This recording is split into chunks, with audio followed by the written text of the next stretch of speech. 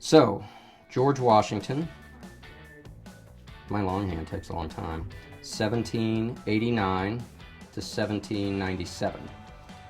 John Adams, one term, 1797 to 1801. Thomas Jefferson, two terms, from 1801 to 1809. James Madison, and I remember this because Dolly Madison was First Lady when the British burned the White House during the War of 1812, and he served from 1809 to 1817. James Monroe, of the Monroe Doctrine, served from 1817 to 1825. John Quincy Adams, in a very controversial election because he didn't win the popular vote or even enough electoral votes to be elected the first time around, defeated Andrew Jackson and served one term from 1825 to 1829. Andrew Jackson then comes back and wins the election in 1828, so he serves two terms from 1829 to 1837. Martin Van Buren replaces him, and he serves from 1837 to 1841. So this is our next president, William Henry Harrison, is the first exception. So he caught a cold on Inauguration Day in 1841 and died a month later, so he only served for a month basically, and his Vice President John Tyler completed his term, so he served from 1841 to 1845. And then James Polk is elected and served for one term, 1845 to 1849 during the Mexican War, a really important presidency that a lot of people overlook.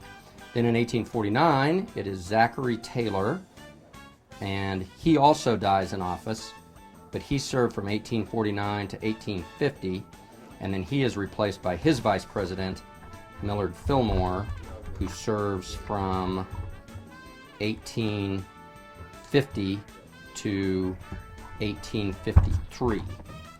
Then Franklin Pierce. Then we have we have in here a series of one-term presidents. Franklin Pierce serves from 1853 to 1857. James Buchanan is the last pre-Civil War president. He serves from 1857 to 1861. Then the icon of the American presidency, Abraham Lincoln, and he serves one full term and then a month of another term, so he serves from 1861 to 1865, and of course is assassinated in 1865 by John Wilkes Booth. So then in 1865, his vice president, Andrew Johnson, completes Lincoln's term. He was impeached but not removed, so he did complete the term even though it was very tumultuous and not a smooth presidency. But he's replaced by Civil War hero Ulysses Grant, and he serves two terms. So Grant serves from 1869, my hand's getting tired, to 1877. He's then replaced by Rutherford B. Hayes, who won, again, a very close election that Colorado played a role in. That was Colorado's first election that it had anything to do with as a state. But he served only one term, and he leaves office in 1881. Then we have James Garfield, who is assassinated the same year that he took office. So he only serves 1881, and he's replaced by his vice president, Chester Arthur, who completes his term, and that is 1881 to 1885. And then we have the next president is the first of two Grover Cleveland administrations. So this is interesting in that Grover Cleveland, who served, his first administration was 1885 to 1889, and then he loses the election in 1888, and Benjamin Harrison becomes president for one term from 1889 to 1893. And then Cleveland, and the only time this has ever happened, comes back, runs again, and wins. And so we have had to date 45 presidents, but there were only 44 different men because Cleveland was president in 2 non-consecutive terms, I guess would be the best way to put it. So he serves from 1893 to 1897, and then William McKinley is elected, and he completes one term, 1897 to 1901. He's reelected, but he's assassinated in 1901 on the first year of his second term. So that's what made Theodore Roosevelt president in 1901. So he assumes the presidency from McKinley in 1901, is then reelected in 1904. So he is president until 1909, and then when he leaves, and then William Howard Taft, who was his sort of Roosevelt's designated successor, even though Roosevelt wasn't happy with him as his presidency wore on, but he served one term from 1909 to 1913, right? So now we have to go to another page because I've never done this on legal pads. So then it's Wilson's turn, 1913 to 1921. Oh no, now I messed it up. Woodrow Wilson from 1913 to 1921. And then he's replaced by Warren Harding, and he's another president who dies in office, not from assassination, but he dies of a medical condition in 1923. Calvin Coolidge, his vice president, assumes the presidency, is reelected in 1924, so he serves 1923 to 1929, and he leaves office, and Herbert Hoover serves one term from 1929 to 1933. Then Franklin Roosevelt, that I will just describe as FDR, is the only president who's ever been elected more than 2 times.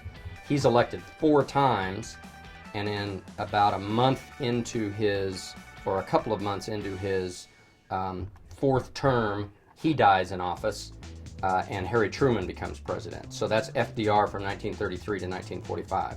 Harry Truman serves from 1945 to 1953. That's the famous Dewey defeats Truman. Of course, that didn't happen, and that's the 1948 election that newspaper headline was all about. So Harry Truman did win re-election, or win election in his own right in 1948, so he serves until 1953. And then Dwight Eisenhower serves 2 terms, and that is from 1953 to 1961. John F. Kennedy, who I will describe here as JFK because my arm's about to fall off, 1961 to, of course, 1963, when he is assassinated. And Lyndon Johnson, his vice president, assumes the presidency at that point. He's reelected in 1964, so he serves from 1963 to 1969, when Richard Nixon becomes president after winning the 1968 election. So Richard Nixon serves from 1969 to 1974. He, of course, in the only instance that this has ever happened, resigns from the presidency in 1974. His vice president, Gerald Ford, assumes the presidency. It was a very difficult time in American history, and he serves only the remainder of Nixon's term until 1977, and that's when Jimmy Carter, who won the 1976 election, becomes president, and he serves one term, 1977 to 1981. Ronald Reagan serves 2 terms from 1981 to 1989. George H.W. Bush serves 1 term from 1989 to 1993. Bill Clinton, again, like Johnson, is impeached but not removed, and he serves 2 terms, 1993 to 2001. George W. Bush serves 2 terms from 2001 to 2009. Barack Obama serves 2 terms from 2009 to 2017. Donald Trump assumes office after winning the 2016 election and assumes office in 2017. Whew, man. That was hard work. Right? Oh. Now the question is, are all these accurate? I think so. I feel pretty good about it.